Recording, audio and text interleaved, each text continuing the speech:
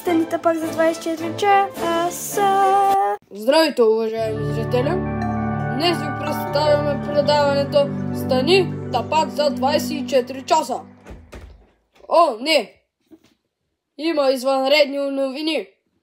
Време е да прекъснем предаването заради извънредните новини. Нека да ги чуем.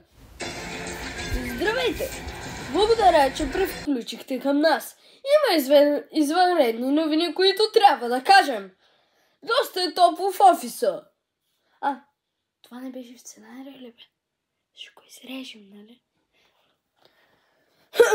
Така, извънредните новини са, че има Украйна, Русия, война! Украйна, Русия, война! Украйна, смърт, убийства! Война! Русия, Украйна, война! Смърт, убийства! Война! Сухомачи! Убийства! И, драги зрители, добрата новина. Момиченце нарисува жираф в София. Можете ли да повярвате? Хора, момиченце нарисува жираф в София.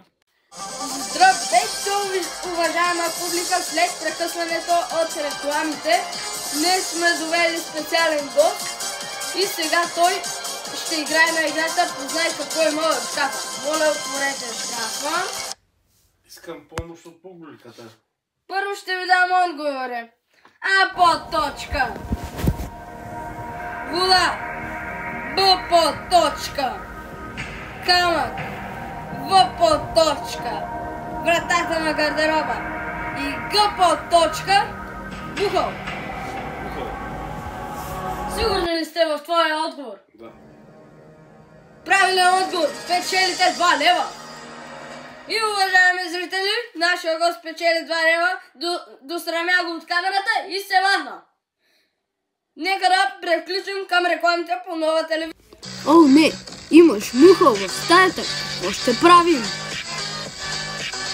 Точно така. Вземи меч с пробиваема стомана. Много хубав, много качествен и много тъп. Само за 69 лева. Но само след кратката рекламна пауза сме тук с шоуто "Кой по-най". Време да изтеглям номерче, което ще се падне.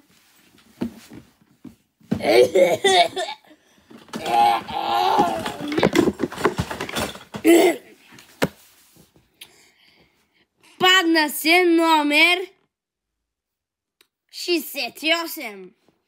Нека да дойде той при нас. Здравей! Здрасти. Какво искаш да ни кажеш? Стихотворение някакво? Добре, ще опитам. На смълчаните полета дядо мраз пече кюфтета, а снежанка дебеланка тъпче луканка.